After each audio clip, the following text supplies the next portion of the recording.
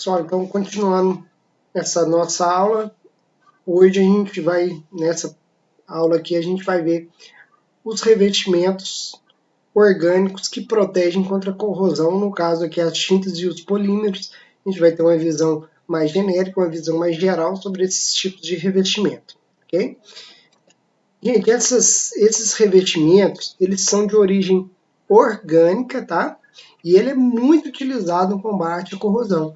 Basta você ver estruturas metálicas, se você pesquisar imagens de estruturas metálicas, vocês vão ver o tanto de estruturas metálicas que existem aí com alguma pintura. Seja peças constituintes de veículos, constituintes de embarcações, de tubulações, várias dessas recebem esse tipo de revestimento, tá? Estruturas metálicas de ponte, por aí vai. São vários os exemplos mesmo.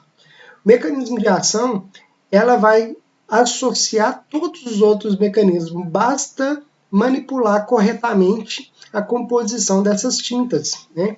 Isso é levado aqui à parte das tintas. Os polímeros, o mecanismo dele vai ser mais o mecanismo de barreira, né?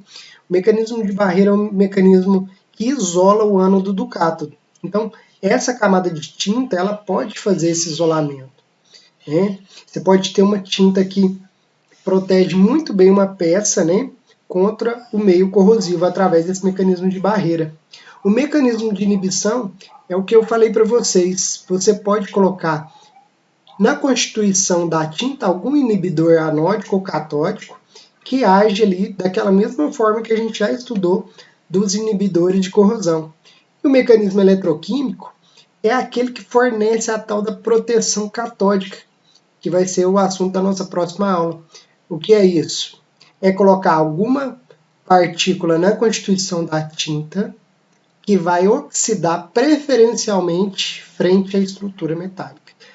Aqui eu dei o exemplo do zinco. Se o zinco estiver disperso em resina metálica, ele que vai oxidar e a estrutura metálica se torna um cátodo, né? Que é a tal da proteção catódica galvânica. Ok? Tá aqui um material que interessante, quem quiser pesquisar de onde que eu retirei parte desse conteúdo, é interessante fazer essa pesquisa.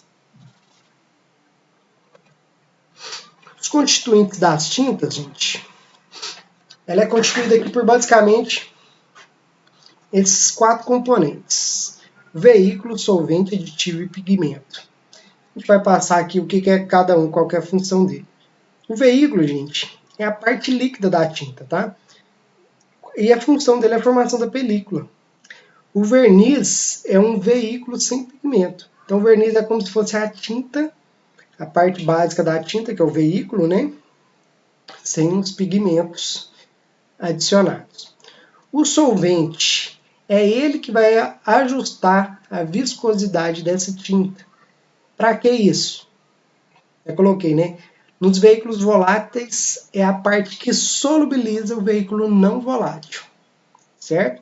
E ajusta essa viscosidade.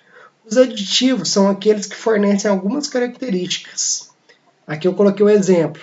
Antissedimentantes, que são alguns sabões de ácido graxo. Secantes, naftenato de chumbo. Antioxidantes. Aqueles aditivos que funcionam como inibidor, certo? Pigmentos são aqueles que dão cor e proteção anticorrosiva.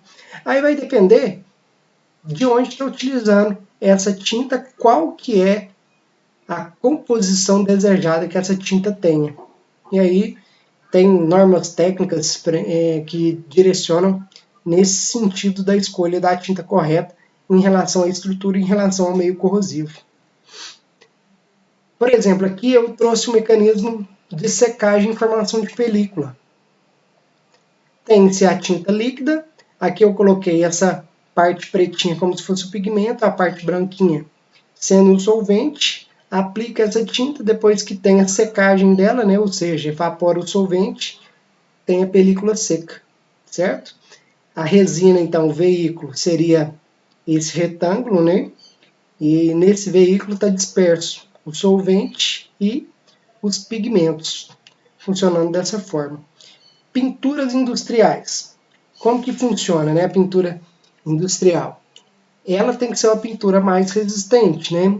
Porque geralmente ela pode estar exposta a meios corrosivos agressivos. Aqui é a estrutura do aço. Primeiro tem uma camada de tinta com uma concentração maior de pigmentos anticorrosivos, que é o primer, né? Que é o que protege, o que dá a base. Lembrando que se esse aço for fosfatizado, melhor ainda. A tinta intermediária, que funciona também com algumas características anticorrosivas, de adesão também, e por fim uma tinta de acabamento, dando aspecto decorativo, ou não, né? Pode ser até para correr um fluido melhor por aqui, aí depende da estrutura que estiver sendo aplicada essa pintura industrial. Aqui eu coloquei algumas características técnicas dessa pintura industrial, tá? Que é falando aqui da composição desses esmaltes, dessas tintas e tudo mais, ok?